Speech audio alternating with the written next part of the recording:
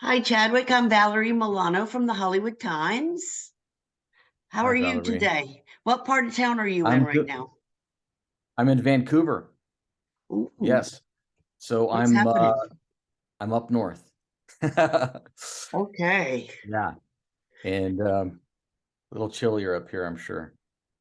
Yeah, it's a beautiful day in Hollywood. Yes, it is. Yeah. Well, a little Nice. birdie told me that you're having a little film festival called Da Vinci and DIFF, huh? Yes, How did ma'am. it get its start?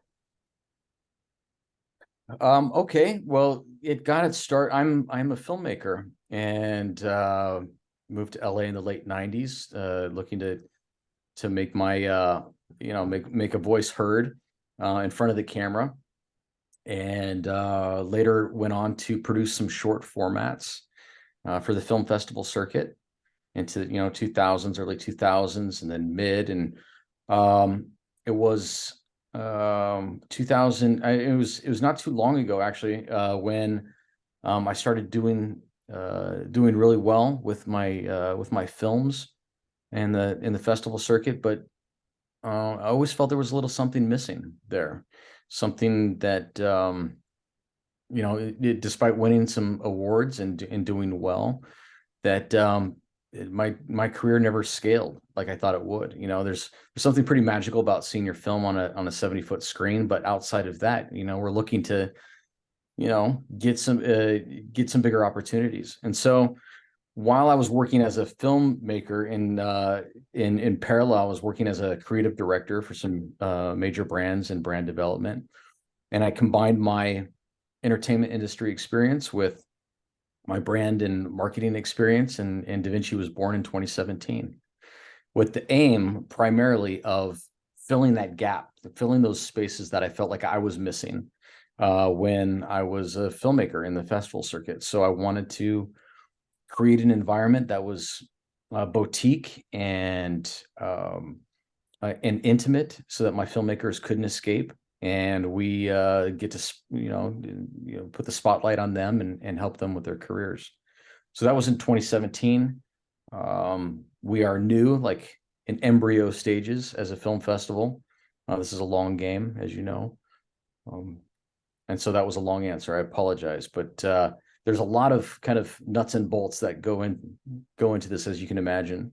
And but it was birthed out of passion and experience in the film industry, and knowing what I wanted to give back to the independent filmmaker.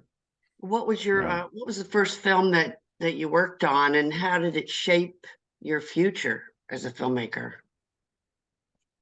Like my personal film, Yeah. like something. Yeah. So, whew, I love this question because all right, in the late 90s, early 2000s, I was slinging hash at like Jerry's Deli and just trying to do my best with getting an audition. I wanted to work on both sides of the camera and figure things out. And Hollywood never gave me time. And so I got really burnt out with the Hollywood traditionalism of, as an actor, like, stuffing a litho into a manila envelope and sending that off in hopes that you could book an audition, or, just getting somebody to read your material. So in 2004, I said, I'm going to find a camera, I'm going to film something, and nobody can stop me. Like that was my attitude. Um, and so I did. I picked up a camera and I shot a Western kind of Western music video at the Valuze Motion Picture Ranch. Um, oh, so many great stories about that process. But I thought that when I was done with the product, I was like, this is it. Like, look, I I wrote something, I produced something, I went into post, and now we're going to look at distro, and it can be done. And I put myself in it too. I didn't even have to audition for that role. I So love it. that was the beginning of a new love relationship I had with the industry, knowing that, hey, look, you come to this business, this town, you can control it. And this was back in the day when getting the camera was tricky. Now you can pick up one of these things and shoot something. But um I was just convinced that I could do it. And so that snowballed. And then I started, then I did many films after that, wanting to make them bigger and better and hopefully get the attention of somebody who could help out. Beautiful. Well, I want to get back to your film festival, but one last question on that. Do Sure. you have any advice that that you'd like to give aspiring filmmakers? Ooh, I love this question too. And if I can steal Nike's slogan, do I even need to Just say do it? it. Yeah. Okay.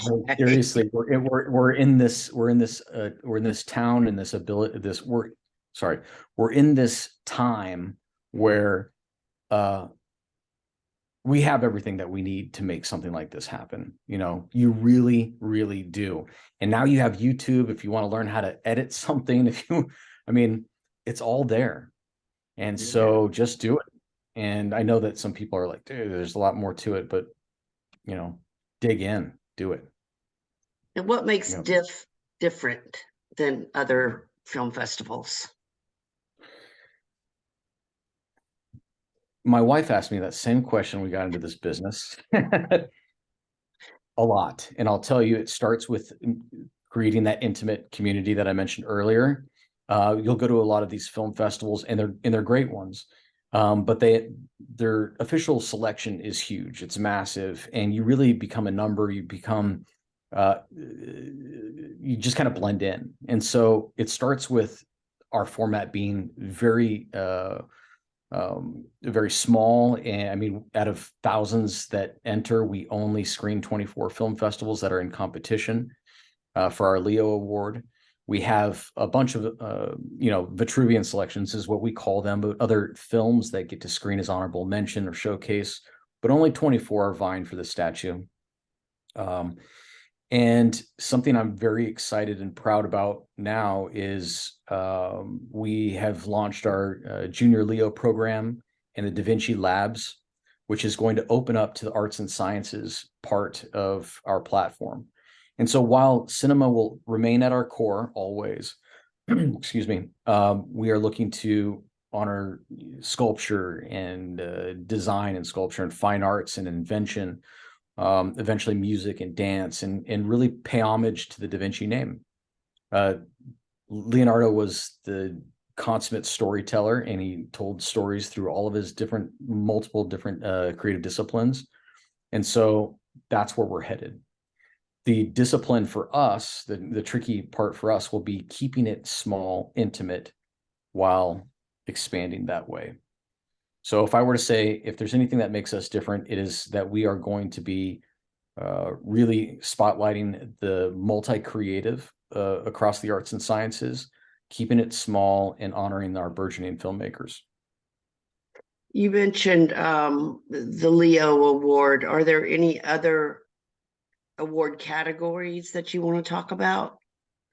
We had what we called the Vitruvian Award in our early years, and that was an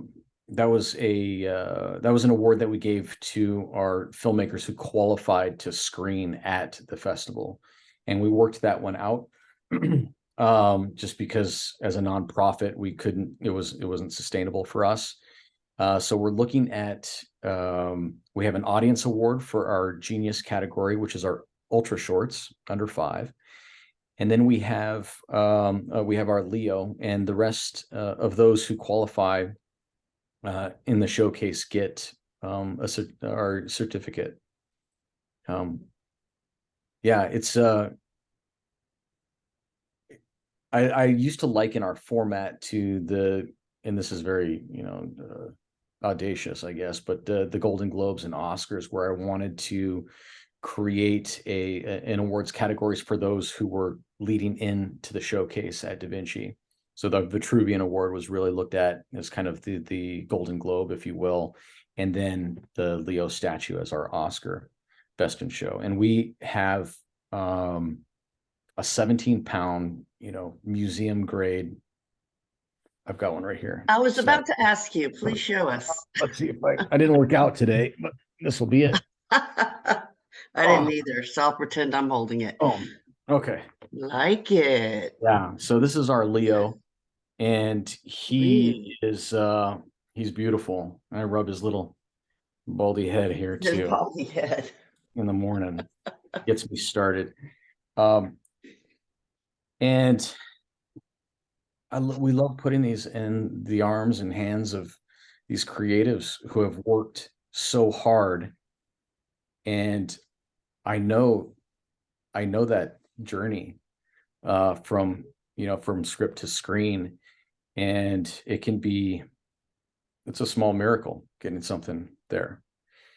Uh, and especially when you're playing the odds of the diff platform as one of those 24 out of, you know, 3 to 6,000 or whatever it's been over the years. So it's pretty exciting. Yeah, Pretty- definitely. So talk about your judging a little bit and your judges. How do you find them, and how do they assess the films? right. So we have all of our judging happens. Our first wave of qualifying films happens with a panel of judges that are all unionized and have at least a decade experience in the film industry, whether it's screenwriting, producing, directing, any above or below the liners. And so we have a very strict kind of grading rubric, if you will, that takes the whole film into consideration. So everything from sound design to to coloring and score and acting performances, etc. And it's tough at times because you'll have a beautiful picture that is duly qualified to be on screen, but let's say they cut the corner with sound, which is what often happens with budgets. And so that's a tough consideration, right? So what we'll have is after our judges, we have 11 of those folks run and flag the film. It goes off to our board of directors, and our board of directors will have a say in that too, and what they feel is qualified to be on screen as well in competition. And then it comes by my desk and my wife's desk, and at the end of the day, we eventually have several stamps of approval for each one that goes in competition. But it is ultimately the full scope of creative integration into every picture that goes on screen. And with our screenwriting, it's a lot of the same. So we have a lot of readers. We have 3 readers per script, and they will write notes, and they will almost like traditional coverage on a script where they'll give it consideration or recommend or pass with their notes on why. Again, through a judging criteria. And then those finalists will go on to compete for the Leo as well during our weekend.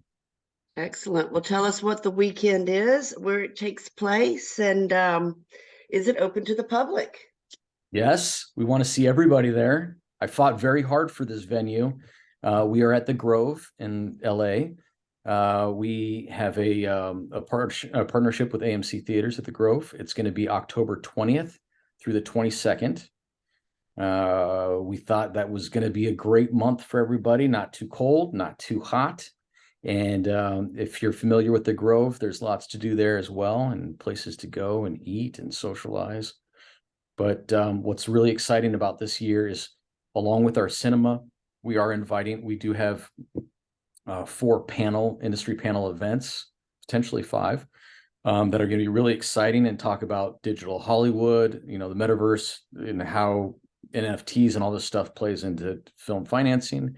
We'll have a Film Canada event. We'll have a creative conference event that's coming out of the UK, and then our Writers Corner, which is I'm going to host that one. I have a huge heart for the screenwriters, so come on out. We would love to have people there for sure.